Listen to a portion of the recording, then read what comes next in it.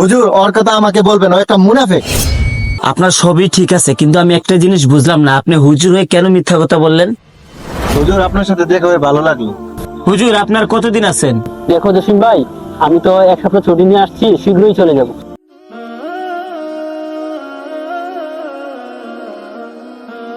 হুজুর বসার মোড়টাই চলে গেল, এটা দিয়ে জায়গা।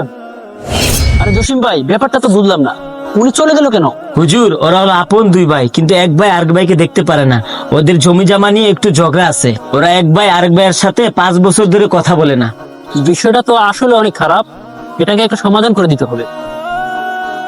দুলাল ভাই, কি খবর? আলহামদুলিল্লাহ হুজুর ভালো। দুলাল ভাই, রাজু কি আপনার ভাই লাগে নাকি? হুজুর ওর কথা আমাকে বলবেন, ও একটা মুনাফিক। ও আমার ভাই না, ও ভাই নামের কলঙ্ক। ও জমি নিয়ে আমার লাগে বেইমানি করছে। দেখেন দুলাল ভাই, আপনার ভাইয়ের সাথে একটু আগে আমার কথা হয়েছে। আপনার ভাইয়ের মনে অনেক কষ্ট, উনি বলছে আপনার সাথে সব ঝামেলা মিট করে নিতে। কি বলেন হুজুর? দেখেন দুলাল ভাই, আপনার ভাই আমাকে রিকোয়েস্ট করছে যাতে আপনাদের দুজনের ঝামেলাটা মিট করে দিই। এখন আপনিই বলেন, আপনি কি এটার সমাধান চান নাকি? দেখেন হুজুর, ও যদি আমার জমির ভাগ বুঝিয়ে দেয় এতে আমার কোনো আপত্তি নেই। ঠিক আছে ভাই, তাহলে আপনি যান, আমি শীঘ্রই আপনাদের ব্যাপারটা মিট করে দেব। আসসালামু আলাইকুম ভাই। ওয়ালাইকুম আসসালাম ভাই। ভাইজান, আপনার নাম তো রাজু না? জি হুজুর, আমার নাম রাজু। ভাই আপনি একটু বসেন, আপনার সাথে কথা আছে। ভাই, দুলাল কি আপনার বড় ভাই নাকি? ওই কিসের আমার বড় ভাই, সামান্য জমির বিষয় নিয়ে আমাকে মারতে আসে।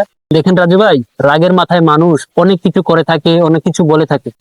আপনার ভাইয়ের সাথে আমার কথা হয়েছে, আপনার ভাই আমাকে বলছে, হুজুর আমার ভাইকে আমি অনেক কষ্ট দিছি, অনেক খারাপ ব্যবহার করছি, আমি চাই এর একটা সমাধান করতে।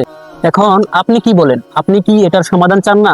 দেখেন হুজুর, আপনি আমার ভাইয়ের সাথে দীর্ঘ 5টা বছর কথা বলেন। আর দেখেন, আমি হচ্ছে আমার ভাইয়ের সাথে সম্পর্কটা আগের মতো ঠিক করে নিতে। আচ্ছা ঠিক আছে, তাহলে আমি ওনাকে ডেকে নিয়ে আসতেছি, আপনি আসেন।